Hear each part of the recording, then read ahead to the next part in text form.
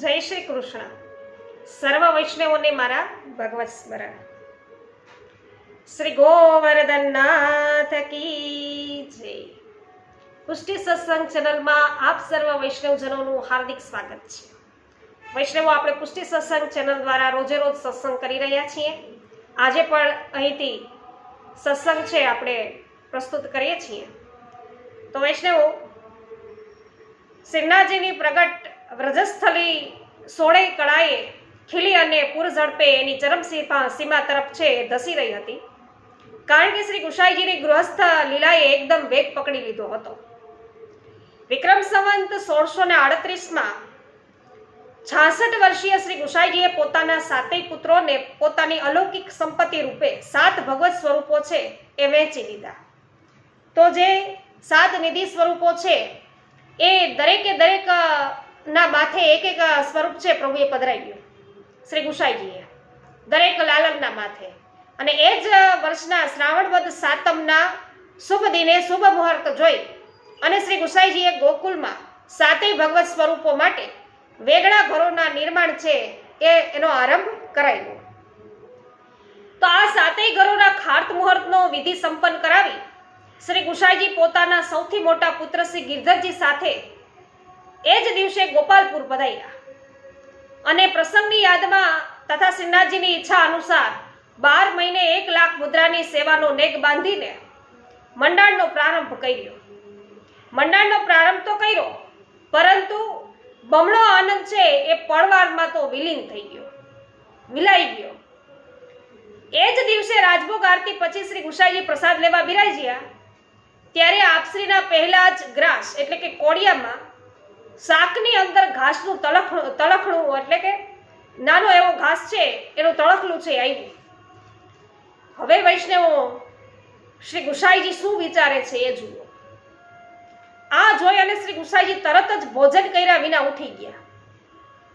અને આપશ્રીને અત્યંત કલેશ થયો કે હાય હાય, આટલો મોટો વૈભવ મેં પ્રભુનો વધાર્યો, ગોવર્ધનનાથજીનો, પરંતુ શ્રી આચાર્ય ચરણ શ્રી મહાપ્રભુજીની આજ્ઞાનું પાલન ન થયું. ફૂલ કરતાંય અધિક સુકોમળ પ્રભુના શ્રી મુખમાં ઘાસનું આ તળખલું છે આવ્યું હશે એવો વિચાર કર્યો છે. આવી સામગ્રી શ્રી ગોવર્ધન ધારણ કઈ રીતે આરોગી શક્યા હશે? આવડા મોટા ભગવત અપરાધના સ્વૈચ્છિક દંડ રૂપે તરત શ્રી ગુસાઈજીએ એક નિર્ણય લઈ લીધો. મોટા પુત્ર શ્રી ગિરધરજીને ગેરુમાં કોપીન વસ્ત્ર રંગી લાવવાની આજ્ઞા કરી. શ્રી ગિરધરજી પિતાજીની સંન્યાસ લેવાની ઈચ્છાને પામી ગયા. આજ્ઞા પ્રમાણે તેઓ નત મસ્તકે વસ્ત્ર રંગવા તો બેઠા. એટલામાં સેવ્ય સ્વરૂપ શ્રી નવનીત પ્રિયજી ઠાકોરજી પણ ત્યાં પ્રગટ થઈ ગયા અને પોતાની ટોપીને ઝગુલીને ગેરુમાં નાખી પ્રભુએ, નવનીત પ્રિયાજીએ, અને તે પણ રંગીને સુકવવાની આજ્ઞા આપી ઠાકોરજીએ. તો શ્રી ગિરધરજી અવાક બની ગયા. બંને આજ્ઞાનું પાલન કરતા તેઓનું તો હૈયું ભરાઈ ગયું. વૈષ્ણવો, થોડી વારમાં રામદાસ મુખિયાજી ત્યાં આવી પહોંચ્યા અને એમણે શ્રી ગિરધરજીને કલ્પાંત કરતા જોયા. એમણે આશ્વાસન આપી શ્રી ગિરધરજીને શાંત કર્યા અને પોતે શ્રી ગુસાઈજી પાસે જઈ મંદિરની ચાવીનો જુડો સોંપતા શ્રી ગોવર્ધનની સેવાનો પ્રબંધ આપ સંભાળી લ્યો, આમ કહીને તેઓ રડી પડ્યા. તો રામદાસજીની આ અવસ્થા જોઈ ભક્ત વત્સલ શ્રી ગુસાઈજી દ્રવિત હૃદયે વિચાર કરવા લાગ્યા. એટલામાં શ્રી ગિરધરજી પણ ત્યાં પધાર્યા અને ઝગુલી બતાવી શ્રી નવનીત પ્રિયાજીની આજ્ઞાની પણ જાણ કરી. તો આમ એક પછી એક હૃદયને દ્રવીભૂત કરે એવા બનાવોને બનતા જોઈ પરમ કૃપાળુ શ્રી ગુસાઈજીએ સંન્યાસ લેવાનો વિચાર તત્પૂરતો ત્યાગ કરે છે. એ વિચારનો તત્પૂરતો ત્યાગ કર્યો અને સૌને શાંત પડ્યા અને સૌએ છે રાહતનો દમ લીધો. તો આ વાતને જોત જોતામાં 2 વર્ષ વીતી ગયા. પાંખ લગાડી અને તો સમય છે તો એને તો ઉડવા માંડ્યું. પ્રસંગો છે પલટાતા ગયા, દ્રશ્યો બદલાતા ગયા અને વિક્રમ સંવંત 1640ના પ્રારંભમાં એક દિવસ અષ્ટસખામાંના એક નંદદાસજીએ અકબર બાદશાહથી શ્રી ગોવર્ધનનાથજીની નિકુંજ લીલાને ગોપ્ય રાખવા માટે પોતાના પ્રાણ છે તે ત્યજી દીધા છે. કોણે ત્યજી દીધા? નંદદાસજીએ. શું કામે ત્યજ્યા? તો કે ભાઈ ગોવર્ધનનાથજીની નિકુંજ લીલા છે એને ગુપ્ત રાખવા માટે. કોનાથી ગુપ્ત રાખવા? તો કે બાદશાહ અકબરથી ગુપ્ત રાખવા માટે પોતાના પ્રાણનો ત્યાગ નંદદાસજીએ કર્યો. તો વાત વૈષ્ણવો એવી બની કે ગ્વાલિયરના એક ક્ષત્રિય ખાનદાનમાં જન્મેલી રૂપમંજરીએ 16 વર્ષની થતામાં જ તો એવું કામણગારું રૂપ ખીલવ્યું કે ભલભલા જોગીઓના જોગ એને જોઈને છે એ છૂટી જાય. એનો પિતા શ્રી ગુસાઈજીનો સેવક હતો રૂપમંજરીનો, એટલે એણે પોતાની દીકરીને પણ શ્રી ગુસાઈજીની સેવિકા બનાવી હતી. કામદેવની રતિ પણ રૂપમંજરીના રૂપ યૌવન પાસે લજાઈ જાય એવી હદે એ સુંદર હતી. મદ મસ્ત યૌવનનું રૂપ માધુર્ય પૂર્ણ રીતે ખીલતા જ એના પિતાએ એનો વિવાહ કરી દીધો હતો. રૂપમંજરીનો પતિ મુગલ સમ્રાટ અકબર બાદશાહનો એક માનીતો હજુરિયો હતો. લગ્ન પછી એ રૂપમંજરીને મહેલમાં લઈ આવ્યો અને બસ ત્યારથી એની કઠણાઈ બેહી ગઈ. વૈષ્ણવ બાદશાહની નજરે એકવાર રૂપમંજરી ચડી અને બાદશાહ છે દીવાનો દઈ બની બેઠો આ રૂપમંજરીનો.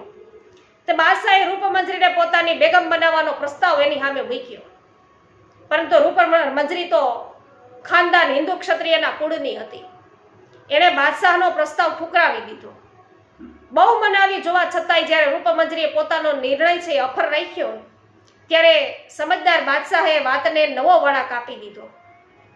બાદશાહે પોતાના જનાના ખાનમાં તાજ બેગમ છે એની દાસી તરીકે રૂપમંજરીને રહેવાનો આદેશ આપી દીધો કે તું મારી બેગમની દાસી. અને એ બહાને દિવસમાં એકવાર તો પણ પોતાને એનું મુખ છે એ બતાવવાની શરત કરી. તો રૂપમંજરીએ વળતી શરત એવી મૂકી કે તમારી ઈચ્છા અનુસાર હું તમને દરરોજ મારું મુખ બતાવીશ, પરંતુ તમારે ક્યારેય મારી કાયાનો સ્પર્શ કરવાનો પ્રયત્ન કરવો નહીં. જો ભૂલે ચૂકે એવું કરશો તો હું ઝેર ખાઈને પ્રાણ ત્યાગ કરી દઈશ. તો બાદશાહ માની ગયો. એણે રૂપમંજરીને એક દાસી તરીકે રાખી લીધી અને રહેવા માટે જુદો મહેલ આપ્યો. રૂપમંજરી તાજ બેગમ સાથે ચોપાટ રમતી અને બેગમ થાકી જાય ત્યારે વીણા પણ એમને સંભળાવતી. તો બાદશાહ જનાના ખાનામાં આવે ત્યારે પોતાનું મુખ બતાવી અને પછી પોતાના મહેલમાં પતિ પાસે જતી રહેતી. તો આ રૂપમંજરી પાસે એક ચમત્કારિક ગુટકો હતો. ગુટકાનો એવો પ્રભાવ હતો કે એને મોઢામાં રાખીને જ્યાં જવાની ઈચ્છા કરે ને ત્યાં એક ક્ષણવારમાં પહોંચાડી દે. તો રૂપમંજરી પોતાના મા બાપના ધર્મશીલ સંસ્કારોના કારણે હંમેશા પેલા ગુટકાના સહારે ગોપાલપુર શ્રી ગોવર્ધનનાથજીના દર્શન છે કરી આવતી.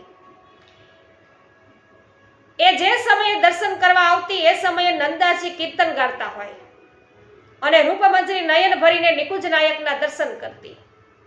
મન ભરી અને નંદદાસ છે જે કીર્તન ગાતા હોય એના કીર્તન પણ સાંભળતી અને પછી નંદાજી સાથે એમના ઘરે ગોવર્ધન ગામમાં માનસી ગંગા પરના રહેઠાણે આવી અને સત્સંગ કરતી. તે નંદદાસજી પાસેથી શ્રીમદ ભાગવતની કથા સાંભળતી અને કીર્તનો શીખતી.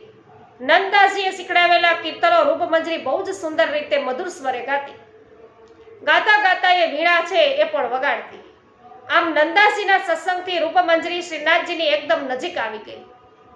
શ્રીનાથજી એના પર પ્રસન્ન રહેતા અને નિત્ય એના મહેલમાં પધારી એની સાથે ચોપાટ ખેલતા. રૂપમંજરી સાથે શ્રીનાથજી બાવા છે એ ચોપાટ ખેલતા અને એના કંઠેથી પદો પણ સાંભળતા. એનું વીણાવાદન પણ શ્યામ સુંદર તો વારી જતા.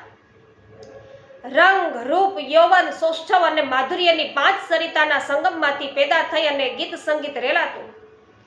એ તો એવું અદ્ભુત રેલાતું કે એને માણવા માટે શ્યામ સુંદર જ એકમાત્ર સર્વોત્તમ ભોગતા હતા. તો આ કારણે શ્રી ગોવર્ધન ધરણ ઘણી વાર રૂપમંજરીના મહેલે ઘણી રાતો છે જાગરણ કરતા. તો રાતોના જાગરણના કારણે શ્રી ગોવર્ધન ધરણને શ્રમ થતો. એટલે એ શ્રમને ટાળવા માટે વૈષ્ણવો શ્રી ગુસાઈજીએ મંદિરમાં જ ચોપાટ બિછાવવાનો ક્રમ છે એ શરૂ કર્યો અને ત્યારથી રૂપમંજરી નિરાધાર થઈ ગઈ. શ્રીનાથજી બાવા ન આવે તો પછી નિરાધાર થાય. તો એક તાજ બીબી જેવી હતી વૈષ્ણવો કે આખા મહેલમાં કે જેની સાથે એ શ્રીનાથજી અંગેની વાતો કરી શકતી. એ તાજ બીવી પણ હવે શ્રીનાથજીની નિત્ય લીલામાં પહોંચી ગઈ અને બીજી તરફ શ્રીનાથજીએ પણ વૈષ્ણવો ચોપાટ ખેલવા આવવાનું બંધ કર્યું. એટલે રૂપમંજરીનો તલસાટ છે વૈષ્ણવો વધી ગયો. એ અધિક સમય છે ગોપાલપુરમાં શ્રીનાથજીના દર્શન અને ગોવર્ધન માનસિંહ ગંગા પર નંદાસજી છે એની સાથે સત્સંગમાં વિતાવવા લાગી. તો વૈષ્ણવો અહીંયા આ વાર્તા પ્રસંગને અટકાવું છું અને હવે પછી વૈષ્ણવો આપણે નવા વિડીયો દ્વારા છે આ વાર્તાને આગળ લઈ જઈશું. આજે વૈષ્ણવો તમને વાર્તા પ્રસંગની અંદર આનંદ આવ્યો હોય તો વિડીયોને લાઈક, કમેન્ટ અને શેર કરવાનું ભૂલશો નહીં. હજુ સુધી પુષ્ટિ સત્સંગ ચેનલને આપણે સબસ્ક્રાઇબ ન કરી હોય તો અવશ્ય કરી લેજો. સર્વને મારા જય શ્રી કૃષ્ણ.